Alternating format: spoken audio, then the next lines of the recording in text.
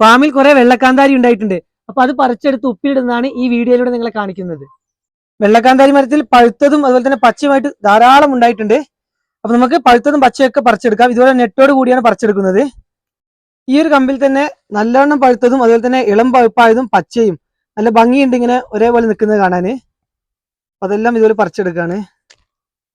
സാധാ ചെറിയ കാന്താരിയുടെ അത്ര എരിവ് ഉണ്ടാവില്ല വെള്ളക്കാന്താരിക്ക്. ഉപ്പിലിടാൻ ഏറ്റവും നല്ലത് വെള്ളക്കാന്താരിയാണ്.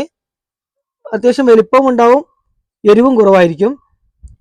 ഒറിജിനൽ കാന്താരി എന്ന് പറയുന്ന ചെറിയ കാന്താരിക്ക് ഭയങ്കര എരിവാണ്. അതൊക്കെ കുറെ ദിവസം ഉപ്പിലിട്ട് വെക്കണം, ഉപ്പ് പിടിച്ച് എരിവ് കുറഞ്ഞു കിട്ടാനായിട്ട്. ഇത് നമുക്ക് ഇന്ന് ഉപ്പിലിട്ടാൽ നാളെ തന്നെ റെഡിയായി കിട്ടുന്നതാണ്. പച്ചമുളകിനൊക്കെ ഉണ്ടാകുന്ന പോലെ തന്നെ ഇല ചുരുളുന്ന ഒരു അസുഖം കാന്താരി മുളകിനുണ്ട്. എന്നാലും ഇത് കാന്താരി ആയതുകൊണ്ട് കായകൾ നല്ല രീതിയിലുണ്ട്. പച്ചമുളകാണെങ്കിൽ ഇങ്ങനെ ഈ അസുഖം വന്നു കഴിഞ്ഞാൽ നമ്മൾ കായ്ക്കുന്നത് കുറയും. പക്ഷെ ഇതൊരു കാന്താരി മുളക് ആയതുകൊണ്ടായിരിക്കണം ഇതിൽ കായകൾ ധാരാളമുണ്ട്.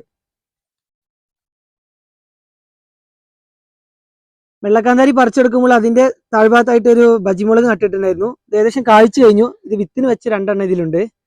അത് നിങ്ങളൊന്ന് കാണിച്ചു തന്നാണ് ഇത് പറിക്കുന്ന കൂട്ടത്തില്.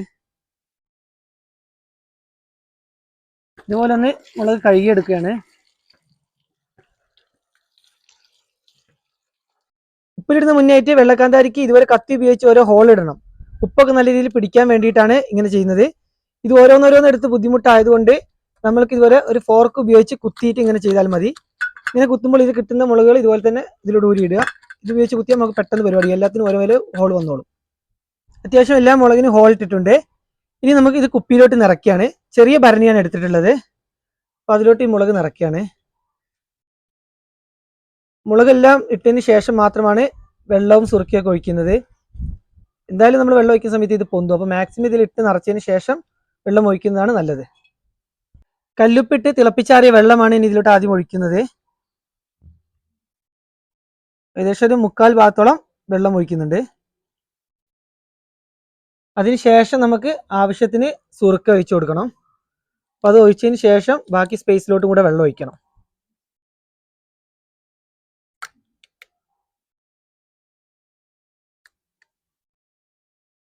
സുറുക്ക ആവശ്യത്തിന് ഒഴിക്കുന്നുള്ളൂ. അതായിട്ട് വീണ്ടും കുറച്ചുകൂടെ വെള്ളം ഒഴിച്ചു കൊടുക്കണം. നമുക്ക് എടുക്കുമ്പോൾ ടേസ്റ്റ് കുറവാണെങ്കിൽ, ഉപ്പ് കുറവാണെങ്കിൽ, നല്ല ഉപ്പ് ഇട്ടിട്ടുണ്ട് ഞങ്ങൾ തിളപ്പിക്കുന്ന വെള്ളത്തിൽ. അപ്പോൾ ഉപ്പ് കുറവാണെങ്കിൽ 1-2 ദിവസം കഴിഞ്ഞ് എടുക്കുന്ന സമയത്ത് ഉപ്പ് കുറവാണെങ്കിൽ കുറച്ചുകൂടെ ഉപ്പ് ഒന്ന് ഇട്ട് കൊടുത്താൽ മതി.